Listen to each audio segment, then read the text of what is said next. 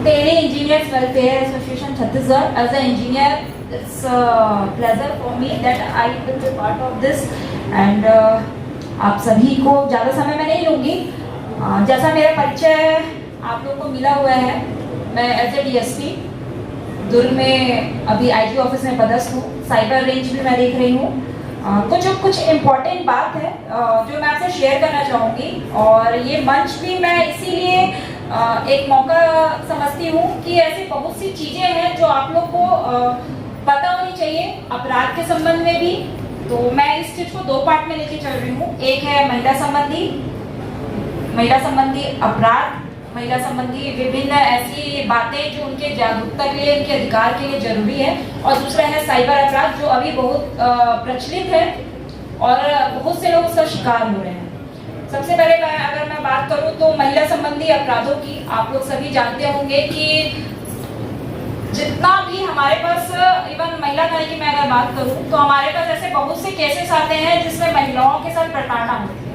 अब प्रताड़ना एक ऐसा शब्द है जिसमें बहुत से वैरायटी आप बोल सकते हैं। हम क्या सोचते हैं कि किसी के साथ मारपीट हो रहा है, हरासमेंट, उसको हम लेते हैं, लेकिन ऐसा नहीं है। अगर आप महिला को उसके अनुसार पहनने, ओढ़ने, रहने, खाने की इच्छा, जो जॉब वो करना चाहती है वो चीज भी हम उसको उसके अनुसार करने नहीं देते हैं, तो ये भी एक प्रताड़ना का पार्ट होता है जो हमको नहीं पता। ऐसे बहुत से छोटी छोटी इवन इंडिविजुअल चीजें हैं जो हम सोचते हैं कि नहीं ये तो महिलाओं के लिए नहीं है, लेकिन ऐसा नहीं है। उससे लेके भी ऐसे केसेस हमारे पास आते हैं। शादी हो जाती है, शादी होने के कुछ दिन के बाद पति पत्नी के बीच विवाद होता है, और उसको जो है कई बार ये ऐसा नहीं है कि सही है गलत है, वो बात की बात होती है, न्यायालय स्तर पे वो चीज जाती है, लेकिन उसको आपको प्रारंभिक स्तर पे भी पहले घर पे काउंसलिंग करना चाहिए। पति पत्नी के बीच विवाद होता है, जनरली हमारे पास जो शिकायतें मिलती है उसमें स्टार्टिंग लेवल पे जब हम उनका आकलन करते हैं, तथ्यों की जांच करते हैं, तो ये शब्द हमेशा मिलने को आता है कि ससुराल वाले पति इस तरीके से परेशान करता है, गाली गलौज करता है, दहेज की मांग करता है। आज के समय में कौन दहेज की मांग करता है, मुझे बताइए। मेरे ख्याल से हर कोई को पता होगा दहेज प्रतिषेध अधिनियम लागू है, कोई इस चीज की मांग नहीं करती, लेकिन कभी कभी ऐसा हमारे शब्दों से प्रतीत होता है जिसको शिकायत में प्रार्थी महिला उस चीज को मेंशन कर देती है। तो ये हम दोनों चीज के लिए जरूरी है, ऐसे बहू भी ऐसे सास भी, दोनों में महिला है। अगर मैं ऐसा बहू सोचूं, अगर उसको किसी चीज में प्रॉब्लम हो रही है, अगर सास या घर की किसी अन्य मेंबर के द्वारा ऐसा कोई शब्द को बोल दिया जाता है कि तुम ससुराल से रानी हार लाने वाली थी, या तुम्हारे माँ ने दिया है, तरीका और भी हो सकता है अलग अलग तरीके से बोलने का, वो भी कहीं ना कहीं हरासमेंट है। तो यहाँ पे बुजुर्गों को, महिलाओं को ये चीज समझना जरूरी है कि आप किस तरीके के शब्दों का उपयोग कर रहे हैं, कल को वो शब्द सामने वाले के लिए प्रताड़ना ना बन जाए। तो ये छोटी छोटी चीजें हैं जो इन केसों में, महिला हरासमेंट के केसों में, दहेज के केसों में ये कहीं ना कहीं शामिल होती है। अगर इस तरीके का कोई प्रकरण आपके फैमिली लेवल पे आता है तो पहले प्रयास कीजिए कि घर के स्तर पर दोनों पति पत्नी को समझाकर क्या समस्या है वो समाधान किया जाए। अन्यथा जब हमारे पुलिस स्तर पर वो चीज हमको मिलती है तो उसकी प्रक्रिया है जो मैं आप लोगों को बताना चाहती हूँ, बहुत से लोगों को ये पता नहीं होगा। शिकायत मिलने पर हम दोनों पक्षों को बुलाते हैं, उनका कथन लेते हैं, और काउंसलिंग की एक हमारी टीम रहती है जिसमें अलग अलग शाखाओं से कोई एडवोकेट रहते हैं, कोई सोशल वर्कर रहते हैं, कोई बोल सकते हैं साइकियाट्रिस्ट रहते हैं। उनका काउंसलिंग होता है, 3 बार 4 बार काउंसलिंग होता है, उसमें समझाने का प्रयास किया जाता है। अंतिम जो निर्णय रहता है जिसमें आवेदिका या शिकायतकर्ता जो चाहती है उसके अनुरूप जो है कार्यवाही होती है। तो यहाँ पे महिला संबंधी अपराध में जो दिक्कत आ रही, कई बार ऐसे होता है कि फेक शिकायत भी बहुत मिलती है। इसका कारण ये रहता है कि कई बार लड़की की इच्छा के विरुद्ध उसकी शादी कर दी जाती है। कई केसेस हमने जब काउंसलिंग की है तो उससे ये समझ आया था कि उनके माता पिता ने उनकी इच्छा के विरुद्ध शादी कर दी। अब शादी होने के बाद वो उस परिवार में रहना नहीं चाहती, तो उसे छुटकारा पाना है, तो उसका एक मौका मिल जाता है कि सामने वाले पक्ष के ऊपर केस कर दे। प्रताड़ना का सास ससुर इस तरीके से परेशान कर रहे हैं, जेठ इस तरीके से परेशान कर रहे हैं, तो कृपया कभी भी शादी की जैसे चीजों पे अच्छे से परख के इच्छा को जानते हुए किया जाए, ताकि भविष्य में ऐसी कोई नौबत ना आए। साथ ही साथ एक और इम्पोर्टेंट चीज़ ये है कि महिला की सुरक्षा शुरुआत से ही अगर मैं देखूं बाल्यकाल से, तो हर एक पेरेंट्स को, हर एक महिला को ये जरूर ध्यान देना चाहिए कि अपने बच्चों को, चाहे वो लड़का हो लड़की हो, उनको इम्पोर्टेंट हेल्पलाइन नंबर अवश्य बताएं। जैसे चाइल्ड हेल्पलाइन नंबर में किसी को पता है 1098। आप बच्चों को एकदम आसानी से याद करा दें 1098। कभी भी ये गारंटी नहीं है कि आज के समय में हर बच्चे को अपने पेरेंट्स का नंबर याद हो तो बहुत अच्छी बात है, लेकिन मुंह जुबानी याद हो ये पॉसिबल नहीं हो पाता। किसी भी इमरजेंसी के केस में अगर उनको ये हेल्पलाइन नंबर याद हो तो वो अपनी हेल्प जो है कर सकते हैं इस नंबर के माध्यम से। साथ ही साथ महिलाओं को भी अपनी हेल्पलाइन नंबर याद होनी चाहिए। क्या जैसे किसी को पता है कि वुमेन हेल्पलाइन नंबर क्या है? 109 नंबर। इसके अलावा बहुत से ऐसे ऐप हैं जिसका आप लोग जो है इस्तेमाल कर सकते हैं अपनी सुरक्षा के लिए। जनरली हम ये सोचते हैं कि पुलिस थाने क्यों जाए, पुलिस वालों के चक्कर क्यों लगाएं। कोई नहीं चाहता पुलिस वालों की ना दोस्ती अच्छी दुश्मनी अच्छी। मैं शायद ऐसे ही सुनी हूँ। यूनिफॉर्म में भी अगर आपके घर कोई आ जाएगा तो 2 बार सोचते हैं पड़ोसी, एक अगर कहा हो गए कोई पुलिस वाले आए, अभी चाय पीने भी आ सकते हैं, रिश्तेदार भी हैं, लेकिन दूर से ये एक आकलन हो जाता है कि नहीं इनके यहाँ पुलिस वाले आए हैं तो पक्का कुछ ना कुछ गड़बड़ है। तो हम जो कम्युनिटी पुलिसिंग का एक पार्ट हमारा जो है छत्तीसगढ़ पुलिस हो या पूरा इंडिया लेवल पे, ये हमारे लिए इम्पोर्टेंट है कि लोग पुलिस के ऊपर विश्वास करें। डरना उनको है जिन्होंने गलत काम किया है, लेकिन जिन्होंने कोई कुछ किया नहीं है उनके लिए हम मित्र हैं। तो कृपया वो डर को हटाएं। आपको कुछ भी प्रॉब्लम हो आप थाने आइए। जरूरी नहीं है कि जिन्होंने अपराध किया वही थाने आए। आप अपनी डाउट को क्लियर करने के लिए भी थाने आ सकते हैं। आपका नियरेस्ट जो भी थाना है वहां आके आप कुछ समस्या जो है उसको पूछ सकते हैं। ऐप की मैं बात कर रही थी, 2-3 ऐसे ऐप है जिसमें आपको हर आपके कानून के संबंध में, खासकर महिला संबंधी जितने भी कानून है, लॉ है, स्कीम है, योजनाएं हैं जितनी, उसकी जानकारी आपको मिल सकती है। अपना बचाव कैसे करना है, फिजिकली अपना बचाव कैसे कर रहे हैं, उसके बारे में भी ऐसे बहुत से टिप्स हैं। अगर आप घर में अकेले हैं, महिलाएं अकेली है और अगर ऐसा कुछ लगता है कि कोई सस्पिशियस लोग या कोई ऐसे लोग आपके घर के आसपास घूम रहे हैं, तो बाकायदा इस चीज का आपके यहाँ सीसीटीवी लगा हुआ है तो बेस्ट है। वरना ये चीज छोटी छोटी चीजें जो आपको ऑब्जर्व करना है। कई ऐसे क्राइम हुए हैं जिसमें रेकी की जाती थी। एक एग्जाम्पल मैं आपको बताती हूँ। एक बच्चे का किडनैपिंग हुआ था, बाद में वो डिडक्ट भी हो गया था। केस स्टडी पे ये पता चला कि वो बच्चे को किडनैपिंग करने के लिए बाकायदा 1 हफ्ते से 4-5 लोगों की जो टीम है उस एरिया पे जो है उस कॉलोनी पे रेकी कर रही थी। कचरा बिनने का जो काम होता है, जो पहले जो लोग आते थे उसके जो स्टाफ बदल गए थे और नए स्टाफ जो ये रेकी करने वाले लोग हैं, जो अपराधी हैं, वो कचरा बिनने वाला बन के आए। 4-5 दिन तक वो ये देखते थे कि वो बच्चा कितने टाइम स्कूल से आता है, कौन उसके साथ रहता है, खेलने के लिए कब जाता है, उसका टाइमिंग क्या रहता है, कौन उसके परिवार वाले साथ में रहते हैं जब वो खेलने जाता है। तो इस तरीके से प्रॉपर रेकी होती है। तो अगर आपके घर के आसपास कुछ इस तरीके के लोग घूम रहे हैं, कैसे भी हो, तो आपको उसी टाइम अलर्ट रह जाना है।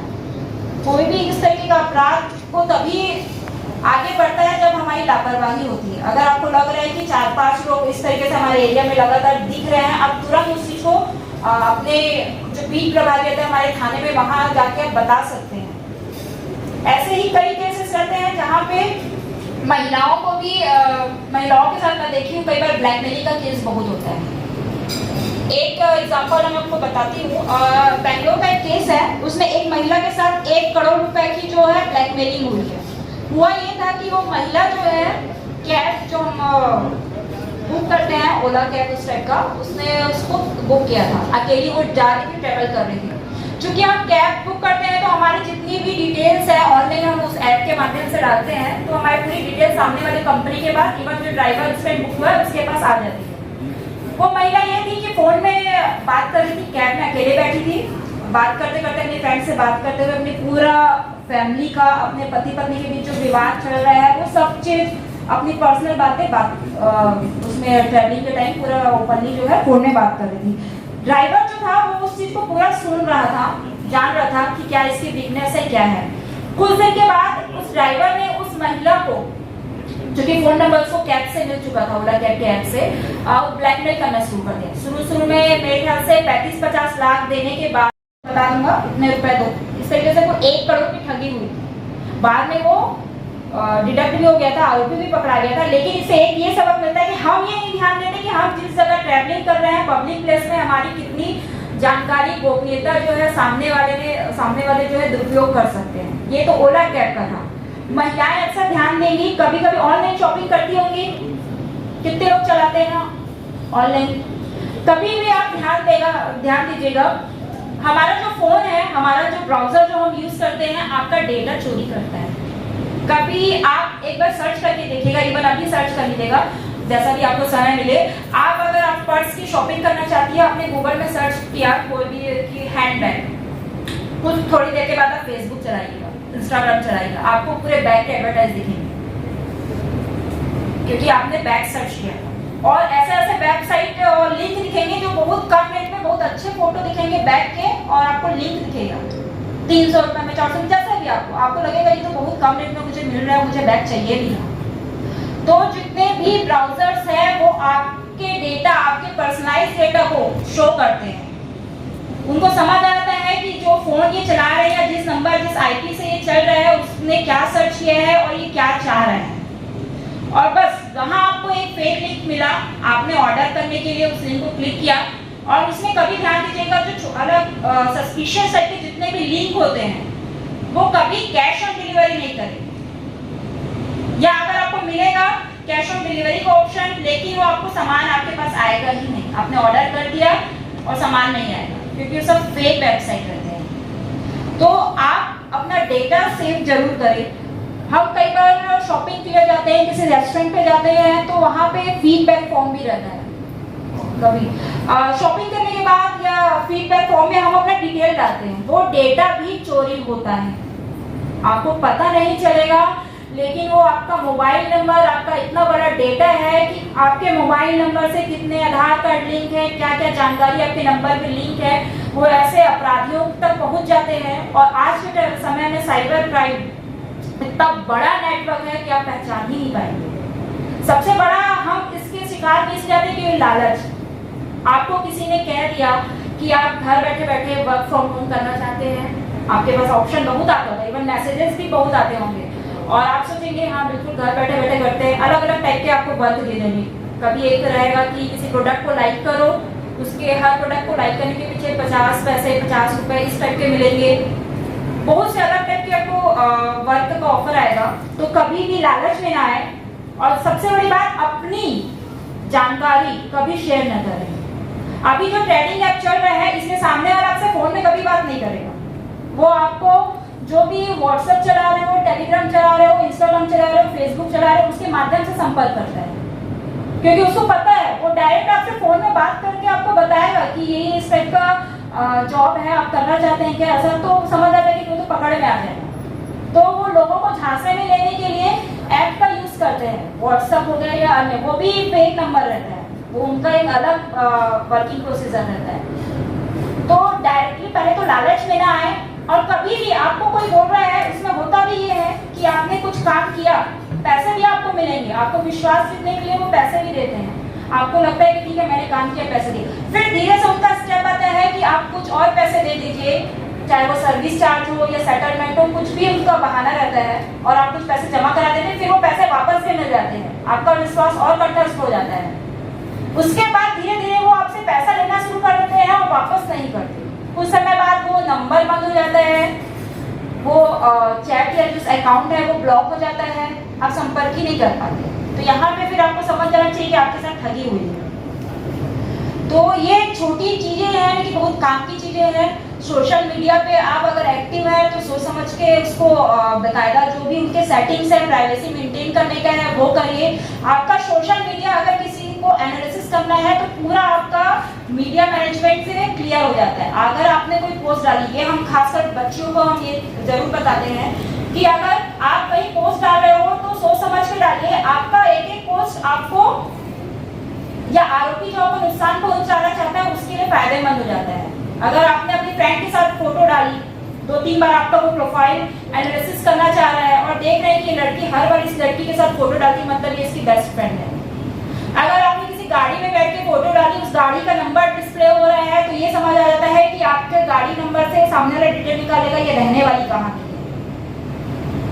आपने अगर अपना लोकेशन शेयर कर रहे हैं तो ये समझ आएगा कि कहाँ कहाँ घूमते हैं, कहाँ कहाँ इनका वो है भ्रमण का है, या ये किस तरीके के व्यक्तित्व है।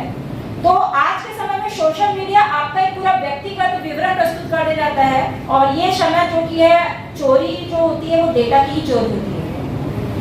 तो ये बहुत इम्पोर्टेंट है बच्चियों के लिए, खासकर और महिलाओं के लिए भी। ये छोटी छोटी चीजें हैं वो हमको देखनी चाहिए, सोशल मीडिया से संबंधित हो, ट्रेडिंग से संबंधित हो, अपनी गोपनीयता को बरतना है। और बिल्कुल मीडिया भी हैंडलिंग जो करना है एकदम सोच समझ के करना है, हर चीज़ ओपनली नहीं शेयर करना है, लालच में नहीं आना है। और सबसे इम्पोर्टेंट चीज़, अगर आपके साथ किसी तरीके का साइबर क्राइम होता है और आप थाने जाने से भी संकोच कर रहे हैं, तो एक वेबसाइट है cybercrime.gov.in, इसको नोट कर लेंगे, cybercrime.gov.in। इस वेबसाइट में जाके आप कंप्लेंट रजिस्टर कर सकते हैं। इसके अलावा 1930 ये हेल्पलाइन नंबर है साइबर क्राइम का। अगर आपके साथ किसी तरीके का पैसे का फ्रॉड होता है ऑनलाइन, तो 1930 के माध्यम से भी आप अपना जो कंप्लेंट रजिस्टर कर सकते हैं। कई बार ऐसा होता है कि हमारे साथ फ्रॉड नहीं होता, लेकिन हमारे पास फोन आता है और हम समझ जाते हैं कि ये फेक कॉल था। कई बार होता है, लेकिन आपको लगता है कि फिर कॉल कर रहा है, 2 बार 3 बार इनका कॉल आ रहा है और ये सामने वाला जो नंबर है फेक है, पैसे के लिए बोल रहा है। तो इसका भी ऑप्शन उस वेबसाइट में है, सस्पेक्ट डेटा। उस ऑप्शन में क्लिक करेंगे और सस्पेक्टेड नंबर को, चाहे व्हाट्सएप से कॉल आया हो, चाहे इंस्टाग्राम से आया हो, वीडियो कॉल हो और नॉर्मल टेक्स्ट कॉल हो, टेक्स्ट मैसेज और कॉल हो, तो आप उस नंबर को भी, सस्पेक्टेड को भी इसमें डाल सकते हैं। तो ये छोटी छोटी इंपॉर्टेंट चीज़ें हैं जो आपको देखनी चाहिए, ध्यान देनी चाहिए। साइबर क्राइम से संबंधित अभी जो प्रचलित है वो ट्रेडिंग का ही जो अपराध हो रहा है, धोखाधड़ी, धीरे धीरे पैसा लेते हैं, वो एक इम्पॉर्टेंट है। बच्चियों के लिए ये है कि सोशल मीडिया सोच समझ के चलाएं, किसी के हरासमेंट पे या कोई अगर उनको फॉलो कर रहा है तो बकायदा आपकी जिम्मेदारी होती है, ऐसे जिस तरीके से सहेली बात करती है वैसे बात करके समझे, उनको इस तरीके का माहौल ना दे कि हर चीज छुपाने लगे। आधे से ज्यादा क्राइम जो यंग एज की लड़कियों के साथ हो रहे हैं उसमें यही है कि वो अपने पेरेंट्स से कुछ शेयर नहीं करते डर के कारण, तो वो माहौल उनको ना दे। तो ये छोटी इम्पोर्टेंट बात भी मुझे लगी। अगर आप लोगों को कुछ पूछना हो तो आप लोग पूछ सकते हैं।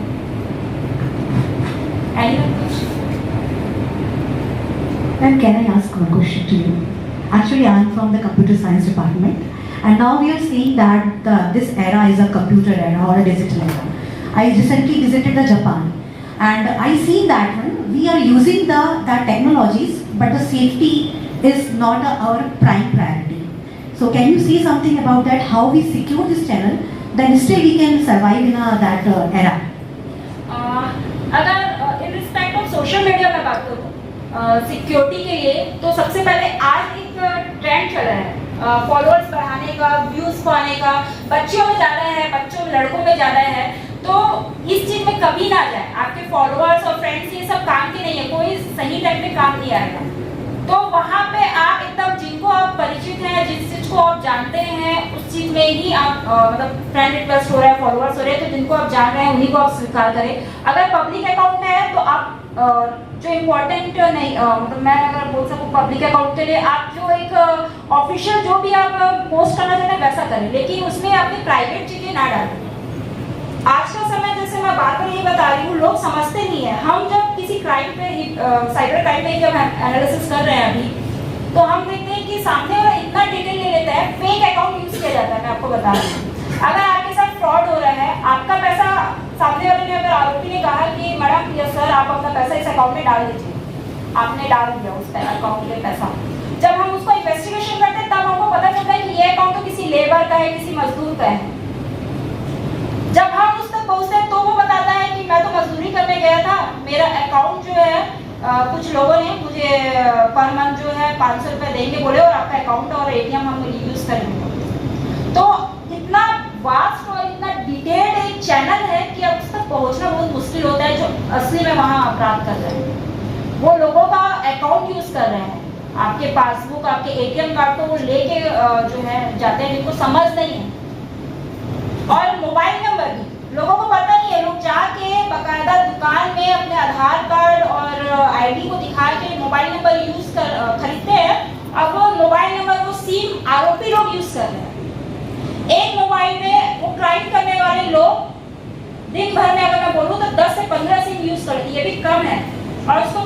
देख लेते हैं। तो आपके नाम से अगर कुछ यूज हो रहा है, हम कभी ध्यान नहीं देते। हमारे कई बार कई डॉक्यूमेंट हमने सबमिट किया तो पीछे आधार कार्ड जो भी आईडी है वो हम लगा के छोड़ देते हैं। आप पहले वो चीज देखें कि आपका जो आईडी प्रूफ है, आइडेंटिटी प्रूफ है, किसके हाथ में जा रहा है, सेफ तो है।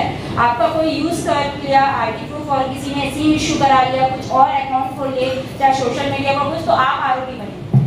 यहाँ पे विधि के मूल्य फिर क्षमा योग्य नहीं रहती। हर एक ये जाना जाता है हर एक नागरिक के लिए कि हर एक को हर कानून की जानकारी है, आप किसी भी कानून का उल्लंघन नहीं कर सकते। तो यहाँ पे जनरली यही होता है, जैसे हम म्यूट अकाउंट कहते हैं, लोगों का जो अकाउंट इसी तरीके से यूज किया जा रहा है, वो अपना असली अकाउंट यूज नहीं करते।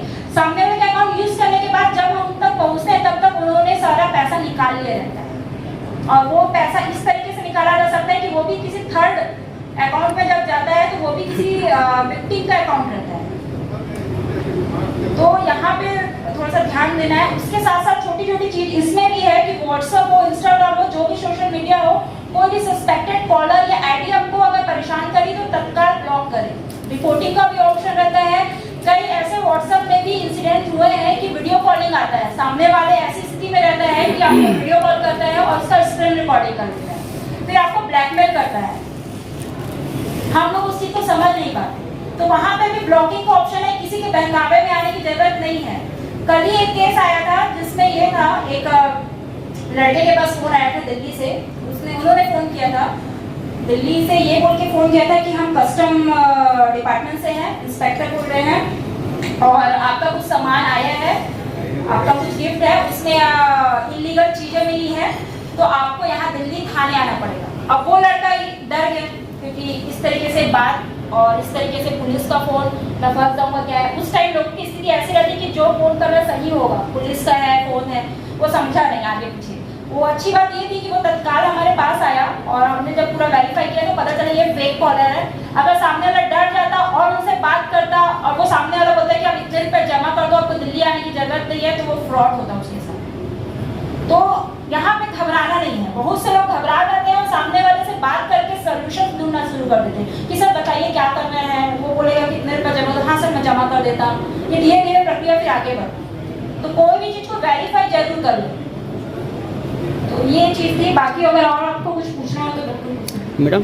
मेरे पास ना पैन कार्ड जनरेट करने के लिए फॉर्म फिलअप करने के लिए आते हैं, तो अटेस्टेशन जैसे मैं अटेस्ट कर रही हूँ तो मेरा भी कुछ आईडी प्रूफ मांगते हैं, या आधार कार्ड अटेस्टेशन के लिए भी काफ़ी लोग आते हैं। तो उस केस में मैं क्या करूँ? मैं फिर मना कर देती हूँ कि मैं अपना आईडी प्रूफ आपको नहीं, जब तक आपको शो नहीं है कि ये सही जगह जा रहा है या गवर्नमेंट की किसी ऑथराइज जगह नहीं है ये देने की, तो बिल्कुल मत दीजिए। कोई आपको जबरदस्ती नहीं कर सकता। मैं तो बिल्कुल मना कर देती हूँ। कभी अपना आईडी बिना किसी गारंटी के और उसमें शेयर ना करें। किसी एक व्यक्ति के नाम से कितने सिम चल रहे हैं या कितना अकाउंट है, इसको चेक करने का कोई माध्यम?